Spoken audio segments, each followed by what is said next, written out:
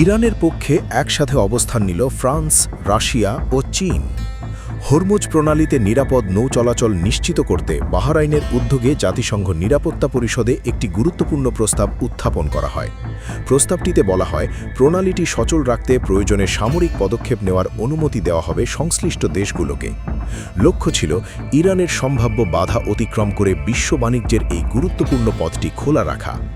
তবে এই প্রস্তাবই শেষ পর্যন্ত আটকে দিল বিশ্বের তিন প্রভাবশালী শক্তি ফ্রান্স, রাশিয়া ও চীন। তারা স্পষ্টভাবে জানিয়ে দেয়, কোনোভাবেই সামরিক শক্তি ব্যবহারের অনুমোদন তারা সমর্থন করবে না। ফলে প্রস্তাবটি কার্যত ভেস্তে যায় আর ইরানের ওপর চাপ সৃষ্টির একটি বড় উদ্যোগ থেমে যায় কূটনৈতিক টেবিলেই। বিশ্লেষকদের মতে এই সিদ্ধান্তে ইরান পরোক্ষভাবে শক্ত অবস্থান ধরে রাখার সুযোগ পেল।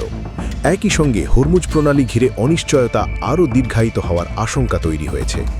জ্বালানি বিশেষজ্ঞরা বলছেন, সামরিক বিকল্প বন্ধ হয়ে যাওয়ায় এখন কূটনৈতিক সমাধানই একমাত্র পথ, কিন্তু সেটিও সহজ নয়।